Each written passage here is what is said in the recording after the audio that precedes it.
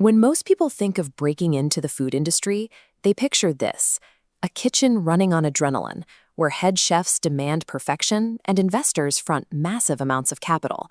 That image keeps countless aspiring entrepreneurs on the sidelines. They stay convinced they need a culinary degree and years on the line to even attempt starting a food business. The operators who do try usually stumble because they treat catering like a traditional restaurant.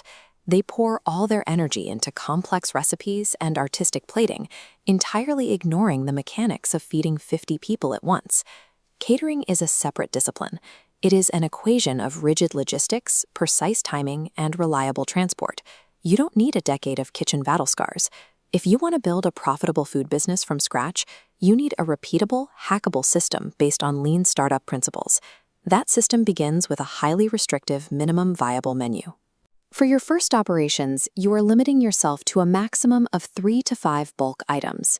Every item on this list must pass 2 strict tests. It has to be incredibly easy to scale up in a single batch, and it must hold its temperature flawlessly over long periods, like baked ziti or roasted meats.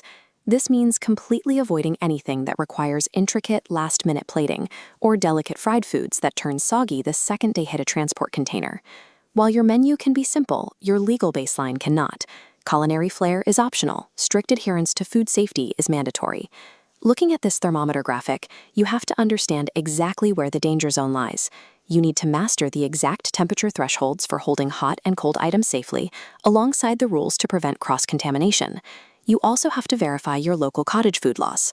Some states let you prepare basic baked goods from home, but the moment you introduce hot meals, you will likely be required to rent space in a certified commercial kitchen.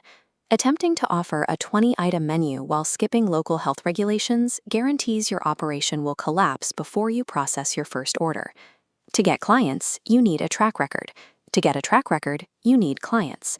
The way out of this loop is to manufacture your own practice runs through a beta test. Take a family gathering or a small party and cater it for free. Treat this entirely as a militant logistical drill. Use a stopwatch. Track exactly how long it takes you to prep the raw ingredients, your total active cooking time, and the minutes required to physically assemble the spread. Once you have those baselines, you are ready to deploy the most powerful operational mechanism for a new food business, the drop-off model. In a drop-off setup, your job ends at the delivery. You prepare the food in bulk, transport it securely in disposable trays, and leave the customer to handle all the serving. This chart clearly illustrates the operational advantage. Traditional catering requires hiring servers, managing the live event, and staying late for breakdown. The drop-off path eliminates all staffing overhead and removes the stress of a live performance.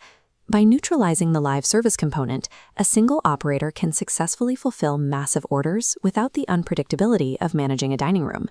With the logistics locked down, you need a rigid pricing algorithm.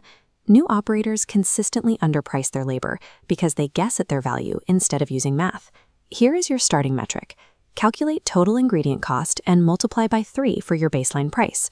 From there, add your fixed costs, disposable trays, a delivery fee, and an hourly rate for cooking to protect your profit margin. To acquire your first paying clients, take the high-quality photos you captured during your beta test and post them in local community Facebook groups offering introductory pricing.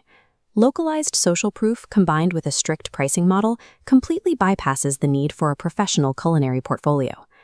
After executing your first 5 to 10 local drop-off orders, your operation enters a new phase. Running these early drills repeatedly builds the operational muscle memory needed to handle heavy volume without panicking. This is the exact moment to scale upward. You raise your baseline prices across the board and introduce premium, higher-margin menu items.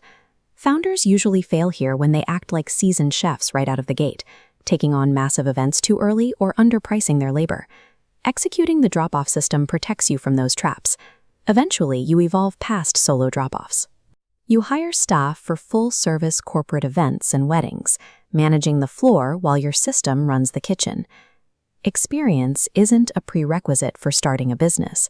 It is the inevitable byproduct of flawlessly executing a well-planned logistical system.